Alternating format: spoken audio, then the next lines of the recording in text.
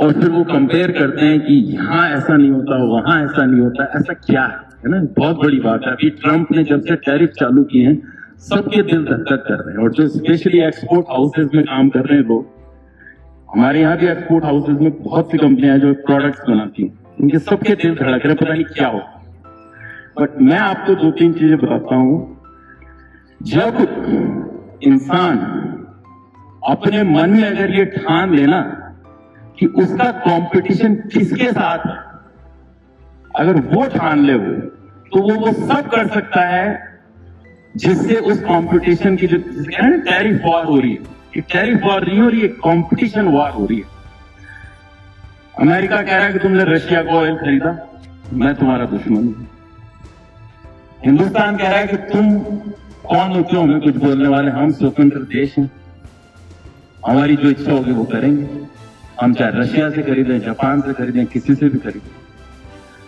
अब हर एक का अपना अपना नजरिया है, लेकिन जो अमेरिका है, जिस देश में मैं 20 साल रहा, 22 साल रहा, वहां एक बहुत बड़ी खास बात है जो आप बचपन से सिखाई जाती है कि आपका माइंडसेट और आपके मन की जो स्वतंत्रता है वो रियल फ्रीडम है। आज जो ट्रंप के साथ लोग काम कर रहे हैं ना, ट्रंप की खुद की पार्टी में काम कर रहे हैं, वो भी ट्रंप के सामने जाके खड़े होकर उसको गाली बक सकते हैं। और ट्रंप उनको कुछ नहीं बिगाड़ सकता, कुछ भी नहीं बिगाड़ सकता। वो गाली दे सकता है उनको, लेकिन यही उनको जेल में डाल। तो ट्रंप अमेरिका नहीं है, ट्रंप अमेरिका नहीं है, वो अमेरिका के लिए काम करता है, अमेरिका का प्रेसिडेंट है। और ये डिफरेंशिएशन हम हिंदुस्तानियों को जानना बहुत जरूरी है। और ये मैं आज एक्चुअली आप लोगों को इसलिए बताना चाह रहा था, क्योंकि ये मुद्दा तो खैर चल ही रहा है, लेकिन इससे ज्यादा हम लोगों को कई चीजों में सुधरने की आवश्यकता है। और उसमें सबसे बड़ी एक चीज है, वो है हमारी आदतें, हैबिट्स।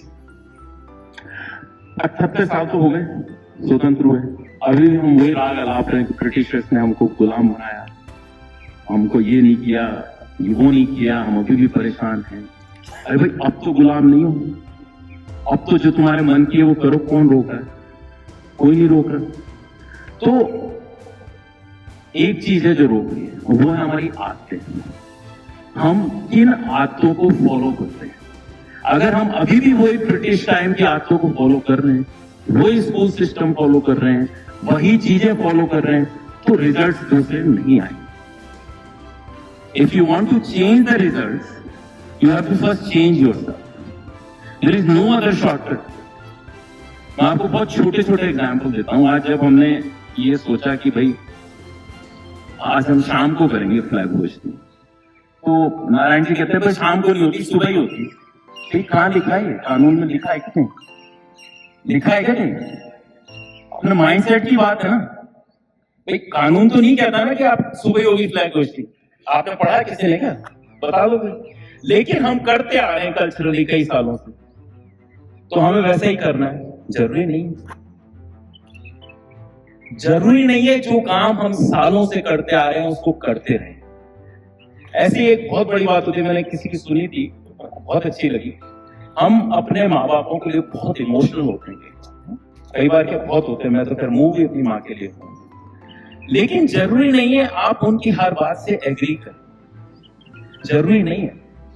जिन लोगों के घरों में यंग माँ बाप होंगे और आप उनके साथ रह रहे हैं, तो कॉन्फ्लिक्ट होते होंगे, है ना। आप अपने तरीके से सोचते हैं, वो अपने तरीके से सोचते हैं। उनकी जनरेशन अलग थी, उन्होंने डिफरेंट टाइप के रिसोर्सेज देखे हैं, उन रिसोर्सेज की कमी देखी। आप लोगों ने हो सकता है वो कमी नहीं देखी अपने जीवन में, तो आप कुछ चीजों से उनसे एग्री नहीं करें, लेकिन इसका मतलब ये नहीं है कि आप उनका रिस्पेक्ट नहीं करें। आप उनको सम्मान दें, मान दें, रिस्पेक्ट करें, लेकिन आपके अंदर इतनी क्षमता होनी चाहिए कम्युनिकेट करने की, उनको बताने की कि माँ मैं तेरे को बहुत प्रेम करता हूं, लेकिन कुछ चीज ऐसी है कि जिसमें मैं तेरे से एग्री नहीं कर सकता। या पिताजी मैं आपको बहुत प्रेम करता हूं, सम्मान देता हूं, आपकी बात का आदर करता हूं, लेकिन जरूरी नहीं है मैं आपसे एग्री करूं। और जब हम में वो स्वतंत्रता, वो भावना और वही चीज काम में भी आती है।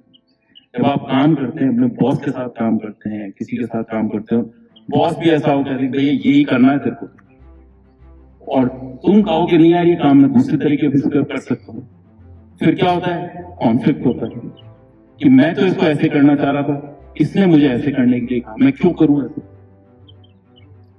आज आप सोचो, गवर्नमेंट डिपार्टमेंट पूरे इंडिया में, गवर्नमेंट सरकार सबसे बड़ी एम्प्लॉयर है और सबसे अच्छे ब्रेन हायर करती है। भाई जो टॉप शॉट्स होते हैं, जिनके अच्छी अच्छी रैंक्स आती है, आईएएस अधिकारी, आरएस अधिकारी, सब किसके लिए काम करते हैं? सरकार के लिए काम।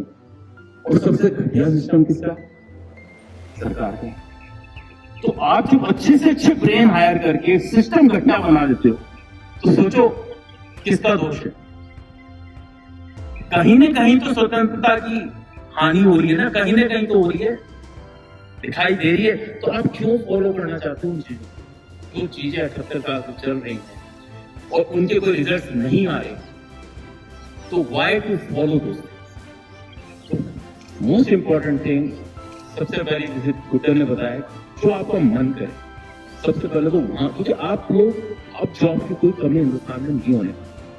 हिंदुस्तान में किसी भी तरह की कोई जॉब की कमी नहीं होने वाली। आप काम करने के लिए तैयार होने चाहिए। अगर आप काम करने के लिए तैयार हो ना, तो आपको कोई कमी नहीं होगी जॉब की, मैं गारंटी से लिख के दे सकता हूं। लेकिन अगर आप ही काम करने के लिए तैयार नहीं हो, तो फिर प्रॉब्लम कहीं और है। तो एक तो बात यह है, अपनी आदतें कहीं ना कहीं हमको ये चेंज करनी पड़ेगी। हमको ये सोचना पड़ेगा कि कैसे जिस क्लाइंट के लिए आप काम कर रहे हैं, वो ऐसा काम करें कि वो सारा क्लाइंट 50% टैरिफ या 100% टैरिफ पे करने को तैयार हो जाए। अल्टीमेटली टैरिफ कौन पे करेगा? फिर टैरिफ का क्या मतलब है? Additional tax. कौन पे करेगा? जो माल खरीदेगा। माल कौन खरीदेगा? हमारा माल अमेरिकन खरीद रहे हैं। तो अल्टीमेटली किसी न किसी की जेब से तो जाना है। या तो आप अपनी कॉस्ट कम कर दो। कॉस्ट कम करोगे, कैसे करोगे? क्वालिटी कम करके करोगे। 50,000 का आदमी, उसकी जगह 25,000 का आदमी कम करके करोगे। जिन लोगों को लाख लाख रुपए सैलरी मिल रही है, उनको कहोगे भाई तू जा, हमको तेरी जरूरत नहीं है, हमको 25,000 का आदमी रखेंगे। 25,000 का आदमी क्या करेगा? 25,000 वाला आउटकम देगा। एक तो तरीका है कि आप 50% टैरिफ से डील करने के लिए अपनी क्वालिटी खराब कर दो, और वो भारत करता आ रहा है सालों से। आपको ध्यान है, पहले जो एक्सपोर्ट होते थे प्रोडक्ट, उन पे लिखा रहता था एक्सपोर्ट क्वालिटी, लिखा रहता था ना एक्सपोर्ट क्वालिटी। क्या मतलब है एक्सपोर्ट क्वालिटी? जब डिस्क्रिमिनेशन हो रहा है, आप बाहर वालों के लिए जो माल भेज रहे हो तो बहुत अच्छा भेज रहे हो, और घर में आप वही खराब क्वालिटी बना दो, तो वो एक्सपोर्ट क्वालिटी आप घर में ही बना दो ना। वही एक्सपोर्ट क्वालिटी आप घर में बनाइए, क्या दिक्कत? और यहां पे बना के क्वालिटी का माल बेचेंगे, क्वालिटी का आपको पैसे मिलेंगे। तो सारी जो एक माइंडसेट की जो बात है, वो यही है कि how to change the mindset. फिर उस पर लेबल नहीं होना चाहिए कि भाई तुम तो अमेरिकन हो, अमेरिकन के तरीके से बात करो। भाई इसमें अमेरिकन और इंडियन और पाकिस्तान कुछ नहीं करेगा। हमको वर्ल्ड में ये डिसाइड करना पड़ेगा आपका कंपटीशन कौन है। आपका कंपटीशन पाकिस्तान नहीं है, आपका कंपटीशन बांग्लादेश नहीं है, श्रीलंका नहीं है, आपका कंपटीशन है चाइना। आपको चाहिए कि आप सोचो कि मैं जयपुर को न्यूयॉर्क सिटी कैसे बनाऊं। आपको ये सोचना है कि अब अगर मुझे बढ़िया से बढ़िया बिलर बनना है या बीपीओ वर्कर बनना है, तो जो आदमी न्यूयॉर्क में बैठ के काम कर रहा है, 40,000 50,000 डॉलर की सैलरी कमा रहा है, मैं अपना प्रोडक्ट, मैं अपनी क्षमता, स्किल इतनी डेवलप करूं कि मेरे को वो आदमी कम से कम 25,000 डॉलर तो देने को तैयार हो जाए। वही काम कर रहे हैं ना, काम तो आप भी अमेरिकन के लिए कर रहे हो।